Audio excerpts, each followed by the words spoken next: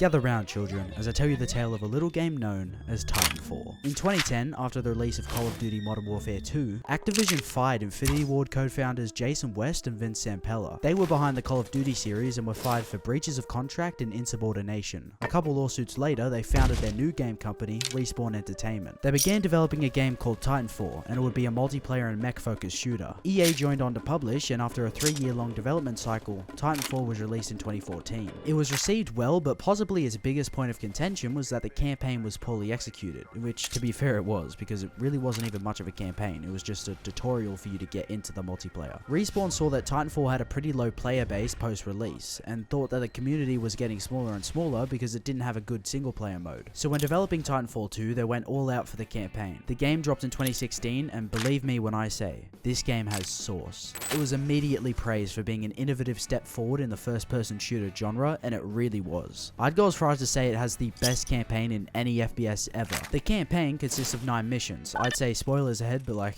the game is 8 years old. If you haven't played it, you're really missing out. You play as aspiring pilot Jack Cooper under the mentorship of Captain Lastimosa. You're part of the resistance group, the Militia, but after a botched operation, Lastimosa gets double teamed by 2 Titans hired by the IMC and dies, transferring ownership of his Titan, BT, to you. The two of you go on an adventure together and have to destroy a doomsday weapon that the IMC is stealing to save the world. The game is pretty generic as far as the story is concerned. The resistance group has to take down evil oppressors and destroy their weapon before it's too late. We've seen this same stuff before, but what sets it apart is the bond that you and your Titan BT grow throughout the game. At the beginning of the game, BT is much more stoic and professional when talking to Cooper, not really understanding sarcasm and jokes and just refers to you as pilot. But as the game progresses, BT and Cooper become friends, and while he still refers to you as pilot, it begins to pick up more on your sarcasm, grows much more attached to you, and starts to trust you. A good example of this is when Commander Briggs finds out that BT had its ownership transferred to a rifleman.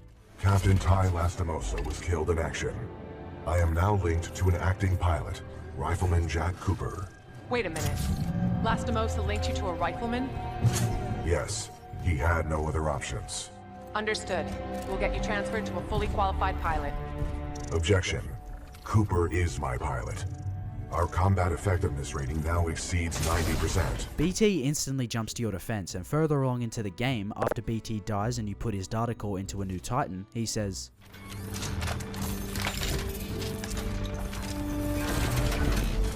"Hello, Jack." He doesn't call you Pilot or Cooper, but refers to you as Jack, and then when BT dies again at the end of the game, he says this. "Trust me." BT! And yeah, I just think Cooper and BT's dynamic and journey throughout the game is super good, but possibly the most well-regarded part of Titanfall 2's campaign is its level design. I don't think there is a single bad level in this game. Most, if not all of them, have some type of replay value, and by far the best mission in the game is Affecting Cause. You rendezvous with Major Anderson to find he has gotten himself into a sticky situation, you take his time gauntlet, and you travel back and forth between time to maneuver and fight your way through enemies. The attention to detail in this level is insane. If you kill someone in the past and go back to the present, that guy's aged corpse will still be there, and the fact that it's smooth and instantaneous going between the 2 times really makes me wonder why the fuck we still have loading screens when this game came out in 2016. This is some super creative and unique shit, and it sucks you don't see this stuff in modern games. And undoubtedly the most important part of the game is its gameplay and movement system. The wall running, double jumping, and slide are all essential to the game, and how they're implemented into the levels are seamless. In Affecting Cause, there's a part where you have to go back and forth through time to wall run, and it makes you feel so cool. This game's campaign is so good, you really need to get it. And so is the multiplayer, but that's a given. So that begs the question, why was the Titanfall series abandoned? Well, when Titanfall 2 came out, despite the positive reception, the game didn't do well financially. The biggest reason for this was because it released right in between the 2 beasts that were Battlefield and Infinite Warfare. And right from that point, EA kind of doomed this game. Why they decided to do this I have no idea, but if they had just pushed the game back a month or 2, it would have done way better. But according to the devs, they had actually been working on a Titanfall 3 for about 10 months, and they decided to scrap it and pivot into the Battle Royale genre that was exploding at the time with Apex Legends. Apex Legends Shadow dropped in 2019 with absolutely no promotion and did incredibly well, and for good reason. Apex was pretty great at the time. The conflict that Respawn was having was that they didn't know how to up themselves when it came to Titanfall 3. At the time, I was I'd just literally become like narrative lead designer on Titanfall 3. I had just pitched like the mission that like me and Manny had, like not mission, the story of the whole game that me and Manny had come up with, this big presentation, and then we went off a break. And then we came back from break, and we talked about it, and we're like, yeah, we need to pivot, and we need to go make this game.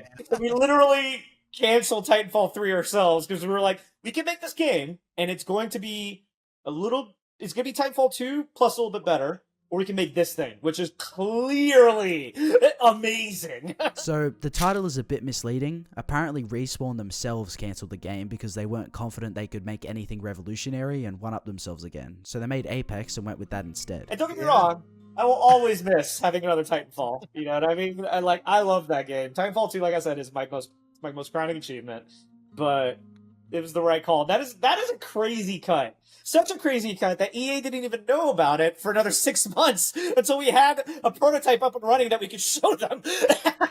But at one point, they were actually making another Titanfall game called Titanfall Legends, which eventually was cancelled because the narrative lead had left Respawn and the project was doomed. Reportedly, it was going to feature BT and you would repair and upgrade the Titan in Rampart's workshop and pilot him during the campaign. The game was meant to star Apex Games Commissioner Cuban Blisk, where he would be aided throughout the single-player campaign by different Apex Legends characters who would lend him their powers. There will be a lot of Titanfall lore in there, like the location of the Ark from those games, and gameplay was supposed to be heavily movement-focused and feature wall running from Titanfall. Combat was fast-paced like Doom, using John Wick and even Tony Hawk for inspiration. And honestly, while this game and Titanfall 3 would have been super cool to have, I've kind of become indifferent at this point. On one hand, yeah, Titanfall 3 would be amazing to have, especially now in a time where everything's about battle passes and microtransactions. But on the other hand, how do you top Titanfall 2? A sequel has to justify its existence. The biggest critique of Titanfall was that the campaign sucked, so Respawn listened and made one of the best campaigns ever with Titanfall 2. And here we have the devs saying that they didn't know how to up themselves with Titanfall 3, and I feel like that's a pretty fair reason. It's sad, but let's just appreciate this amazing game that we got in 2016. It still holds up today, and the campaign is only 5 to 6 hours long. The perfect example of quality over quantity. So what we should be doing is urging people to play Titanfall 2. So you, play Titanfall 2 please, it's super good, just trust me. And who knows, maybe in a couple years time, Respawn will have figured it out and we can have a new game just as good as the second one. Anyway, I've been Antradox, subscribe and click this video to watch me talk about how Netflix saved Daredevil.